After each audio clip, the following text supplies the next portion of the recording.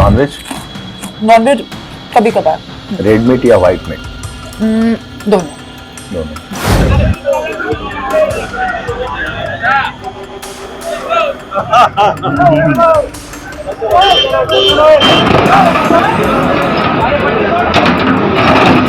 Quantity हो गई इनके पास, है ही नहीं, वर्दी नहीं है, और ऊपर से बयान नोट ले रहे हैं बिना वर्दी के।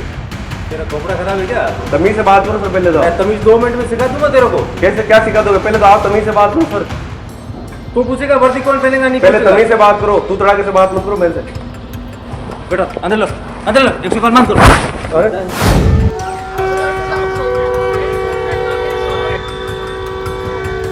देश के गृह मंत्री अमित शाह ने एक बयान दिया था। वो बयान ये था कि नागरिकता वाला जो मुद्दा है उसमें खास तौर पर उन लोगों को नागरिकता देने से वो पीछे नहीं हटेंगे जो हिंदू हैं, जो सिख हैं, पारसी हैं, बहुत सारी चीजों का उन्होंने जिक्र किया, जिसमें जैन का जिक्र था, बौद्ध का जिक्र, मुसलमानों को छोड़कर उन्होंने कहा था। और उसमें खास तौर पर उन्होंने स्पष्ट कर दिया था, चाहे वो बांग्लादेश से आए या पाकिस्तान से आए, ये सबको नागरिकता दी जाएगी। लेकिन उनकी बातों में कितना दम है, आज उसी को लेकर एक खबर दिखाने जा रहा हूं। एक हिंदू परिवार, एक नहीं दो नहीं कई हिंदू परिवार यहां पर आते हैं।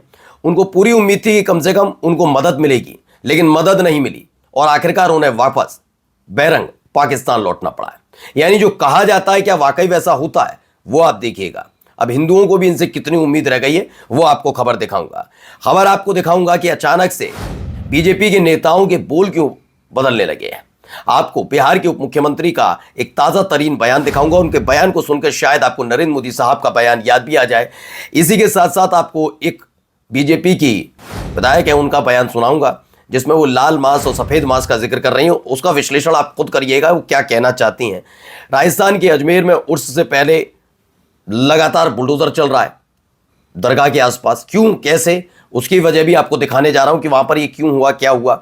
और जाते आते आपको कुछ तस्वीरें भी दिखाऊंगा जिसमें आरएसएस का पथ संचलन हो रहा है और फूलों की बारिश हो रही है। तो खबर पुतिन और नेतन्याहू से जुड़ी हुई है। नमस्कार, मैं हूं प्रज्वल गौतम और आप देख रहे हैं the live TV. The live TV, सच सबसे आगे। सबसे पहले शुरुआत इसी खबर के साथ, जरा देखिए यहां क्या खबर निकली। ये देखिए, ये रो रहे हैं, रोते हुए लोग, उनकी विदाई हो रही है। विदाई क्यों हो रही है मैं बता देता हूं। अभी जो दावा किया गया है, इनको एक देखिए मांग में सिंदूर है, आप समझ सकते हैं कौन है, फिर ये हिंदू ही हुए। ट्रक में इन्हें बिठाया गया है, ट्रक में बिठाकर इन्हें वापस भेजा जा रहा है। कहां भेजा जा रहा है अभी आप समझ जाएंगे, लेकिन फिलहाल देखिए रोते हुए लोग, महिलाएं रो रही हैं, अलविदा कहा जा रहा है और ट्रक वहां से चला जाता है। खैर खबर क्या है, खबर ये निकली, ये लोग बड़ी उम्मीदों के साथ, ये केआरके ने ट्वीट किया कि साथ पाकिस्तान से इंडिया आए थे, फाइनली निराश हताश होकर वापस पाकिस्तान जाना पड़ा। भक्तों ने कोई हेल्प नहीं की, खाने के दांत अलग दिखाने के अलग, ये वो दावा करते हैं। इसमें लिखा भी है इस पर, 5 more Hindu family return to Pakistan after losing all hope in Delhi. Delhi में सारे उम्मीद खो देने के बाद आखिरकार इन 5 परिवारों को, हिंदू परिवारों को वापस जाना पड़ा। अब आते हैं बयान पर। बयान है सम्राट चौधरी का। ये जनरल मिरर ने लिखा कि मैं मुस्लिम गांव में पैदा हुआ हूं, मैंने क ख ग से पहले अलिफ बे पढ़ा है, बिहार के उप मुख्यमंत्री सम्राट चौधरी ने कहा। आप कहेंगे इस बयान में कहां से आपको मोदी जी नजर आए, तो पहले तो मैं सम्राट चौधरी के बारे में बता दूं। सम्राट चौधरी जब से नीतीश कुमार ने तेजस्वी यादव का साथ छोड़ा था और बीजेपी के साथ आए थे, तो ये अपने आप को बिहार का अमित शाह समझ रहे थे, बिहार का चाणक्य। लेकिन अब इन्होंने एक नया बयान देकर बिल्कुल मोदी जी वाली स्टाइल में चले गए। मोदी जी ने साल 2024 के लोकसभा चुनाव में पहले कई तरह के विवादित बयान थे उनके। विवादित ये ऐसे बयान जो होते हैं, एक प्रधानमंत्री थे तो और ज्यादा विवादित होते हैं, जब घुसपैठिए, ज्यादा बच्चे पैदा करने वाले और मंगलसूत्र छीन लेंगे जैसे शब्दावली। फिर उनको लगा नहीं, इससे मामला बिगड़ रहा है, तो उन्होंने एक बयान दिया था कि जब वो बच्चे थे, जैसा कि उन्होंने बताया, मुझे तो भैया वो वाली कहानी भी वही बाल नरेंद्र का मगरमच्छ वाली लगी थी। खैर उन्होंने कहा कि जब वो बच्चे थे तो वो उनके घर पर ईद वाले दिन खाना नहीं बनता था, क्योंकि उनके आसपास बहुत सारे मुस्लिम परिवार रहते थे। ईद वाले दिन खाना नहीं बनता था, नहीं ईद वाले दिन उनके यहाँ खाना आता था। अब ऐसे ही इनको भी याद आया कि जब ये छोटे थे तो इनका जन्म एक मुस्लिम गाँव में हुआ है, वहाँ इन्होंने काका का बाद में सीखा, पहले अलिफ बे वगैरह सीख लिया था, अलिफ बे वगैरह सीखा इन्होंने, जो भी है। अब आइए जरा लाल मास और सफ़ेद मास का कहाँ जिक्र हो रहा था, जरा सुनिए। एग खाती हैं? नहीं खाती हूँ तो पेट भर के खाती एग? हूँ। एग हाँ हाँ हाँ अंडे खाती हूँ। अंडे हाँ पसंद है ब्रेकफास्ट में? हाँ जल्दी।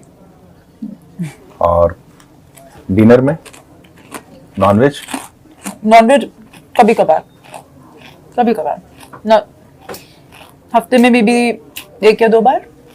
रेड मीट या वाइट मीट? दोनों दोनों।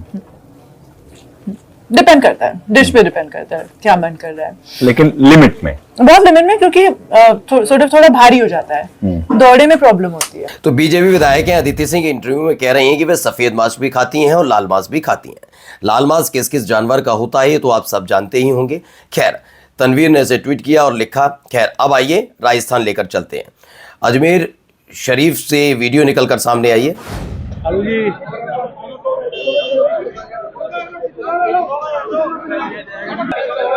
ये अजमेर शरीफ के बाहर का है, आप देख सकते हैं। उर्स का मेला लगे उससे पहले आप देख सकते हैं यहाँ पर क्या हो रहा है। उर्स से पहले वहां पर ड्राइव है, वहां से बुलडोजर वाली कार्रवाई हो रही है। मैं इतना नहीं जानता, लेकिन मैंने इस वीडियो को देखते जाइए। मैं बताता ये हूं कि मैंने पिछले कुछ 2-3 दिनों से ये भी देख रहा हूं, सुन रहा हूं कि ये हर बार होता है, ऐसे ही कार्रवाई होती है। उससे पहले वहां पर जो अतिक्रमण है वहां से हटाया जाता। मैंने अभी तक चूंकि ऐसी खबर पढ़ी नहीं, ये पहली बार देख रहा हूं, तो हो सकता है ये होता हो, लेकिन फिलहाल जो इन्होंने लिखा वो पढ़ लीजिए। द मुस्लिम राजस्थान के अजमेर में ख्वाजा गरीब नवाज के 813वें उर्स से पहले म्युनिसिपल कॉरपोरेशन ने अजमेर दरगाह इलाके में एक बड़ा डिमोलिशन ड्राइव चलाया, जिसमें आसपास की गलियों में कथित तौर पर गैर कानूनी पक्के और टेम्परेरी कब्जों को हटाया गया। इस कार्रवाई से दुकानदारों और स्थानीय लोगों में अफरा तफरी और गुस्सा फैल गया, क्योंकि दुकानों के बाहर बने स्ट्रक्चर हटाए जा रहे थे। ये भी एक दावा है। चलिए, ये कार्रवाई होती है नहीं होती है, मैंने जैसा बताया मुझे गारंटी नहीं है, लेकिन फिलहाल ये कार्रवाई की गई है। अब आइए यहाँ पर भी सुनिए क्या हो रहा है। ये क्या तरीका है इनका? अंदर आ जाओ, धमकी दे रहे हैं क्या मेरे को? ठोका पिंदा करनी चाहते हैं अंदर। ये तो नरेंद्र सिंह जी, दूसरी बात की वर्दी कहाँ है? क्वांटिटी हो गई, इनकी वर्दी नहीं है। तुम कौन होते हो? मैं नागरिक होने के नाते मेरे पास अधिकार है इनको पूछने का। क्वांटिटी हो गई इनके पास है ही नहीं, वर्दी नहीं है, और ऊपर से बयान नोट ले रहे हैं बिना वर्दी के।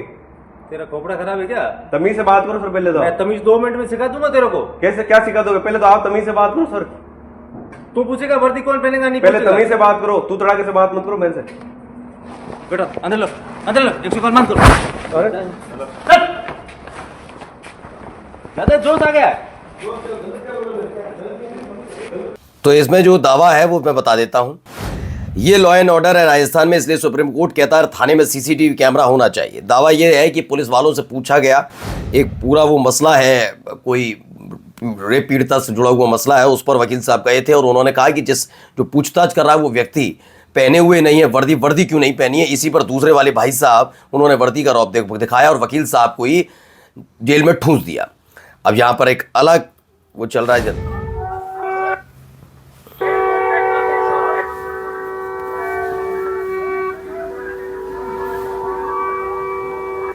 तो कहां हो रहा है?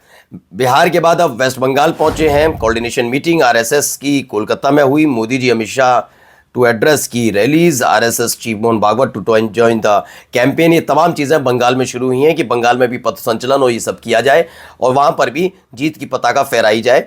अब आइए अगली खबर। राजकुमार राजपूत है, स्कूल रिक्शा ड्राइवर है, बच्चों को चॉकलेट रुपयों का लालच देकर उनसे अश्लील हरकतें करवाता था। अभी अहमदाबाद पुलिस के हत्थे चढ़ गया है। चूंकि ये राजकुमार राजपूत है तो अभी कुछ नहीं कहना, रहमान होता तो हमें भी और आपको भी छाती पीटनी होगी, क्योंकि ये इस देश का, इस दौर का कटु सत्य है कि मुसलमान ही उत्पाती होता है, मुसलमान ही पत्थरबाज होता है, मुसलमान ही गद्दार होता है और मुसलमान ही देश विरोधी होता है और दरिंदा होता है।